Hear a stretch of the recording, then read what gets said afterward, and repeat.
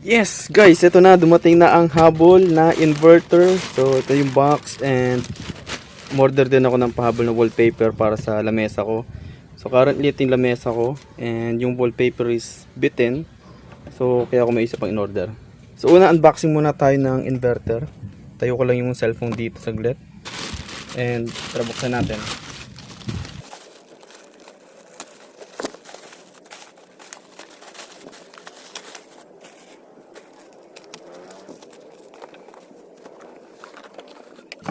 So syempre din ako mag-gloves, ako rin lang naman gagamit nito. Okay. And merong may maliit na excellent quality manual electric inverters. So konting specs, instruction, preventive measures, troubleshooting, and kung naman kailangan gawin. So kung binili ko is, kung daw nagkakamali, 500 watts power. And tingnan natin.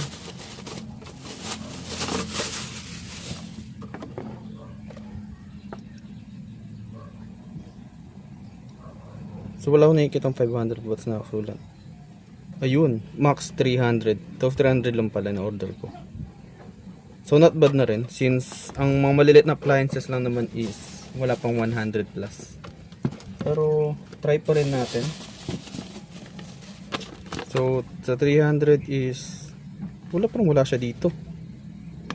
Pero anyway, pwede pa rin natin siyang i-try. Pero unboxing ko muna tong isang parcel, ito yung wallpaper.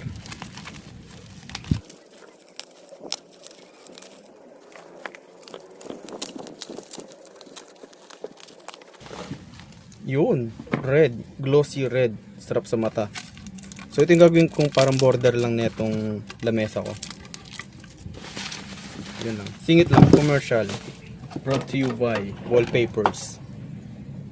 So tanggalin ko lang to.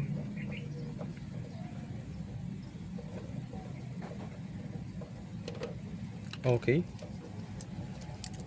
And syempre, for obvious reason, pula is positive, black is negative.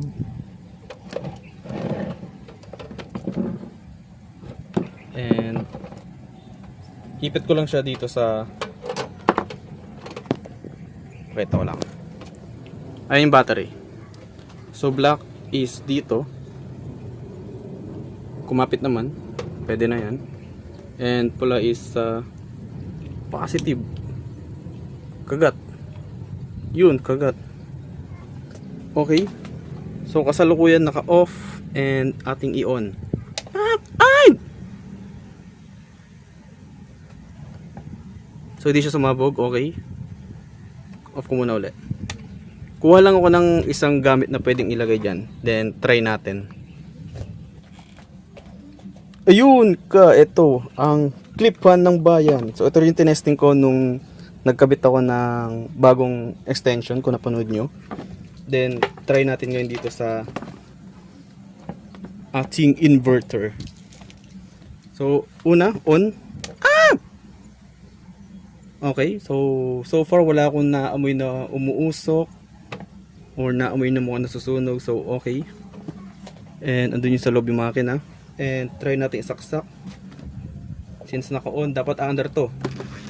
Uy! Umandar ang clip pan kahit hindi pa siya totally nakasaksak. Sige, sagad natin. Okay. Yun! So gumana na. So big sabihin, gumagana sa 220 to. So from, at ang nakakatawa, teka lang, umandar yung clip pan.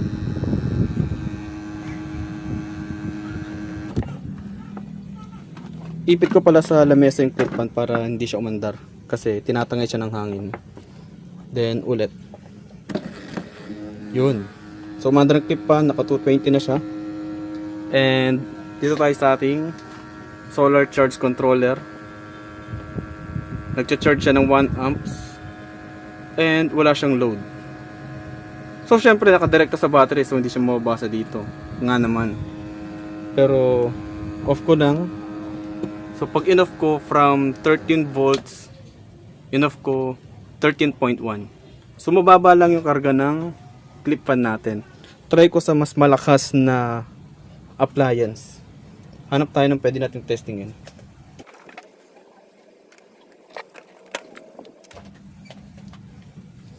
Okay, next. Ito naman ang glue gun. So sa di nakakaalam, ang clip fan is 15 watts. Ito is, kung makikita nyo dito, 20 watts.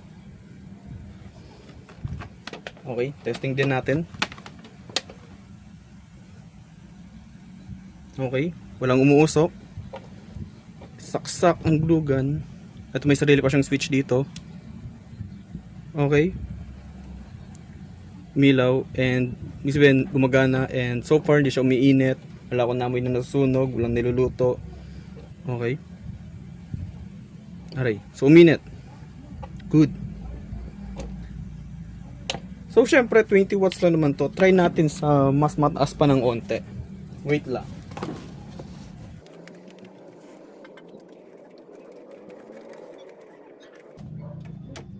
Okay guys, so ito nakuha ko ang mas malaking appliance. Siya ay Eureka stand fan. Specs niya nandito sa likod. Sabi dito is 60 watts wattage. 230 volts. Ayan yung specs niya, Eureka industrial stand fan. Hindi sponsored again. Okay. Then try na uli natin. Switch. Okay. And off ko muna sa number 0. Tsaka sasaksak. Okay. And saksak.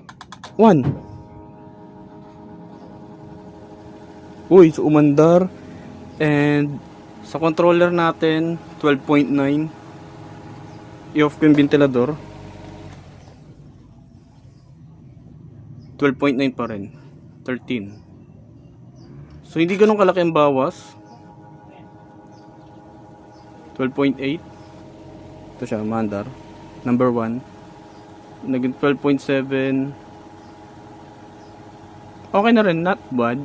Hindi ganun kalaki yung hatak since 60 watts lang naman to. And max neto is 300. So okay lang to nakatambay dito, itong ventilador natin.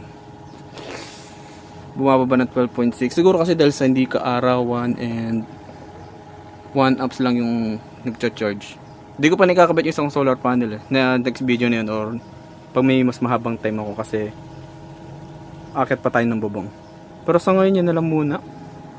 12.6 and hindi naman umiinit. So okay lang. Good. Okay.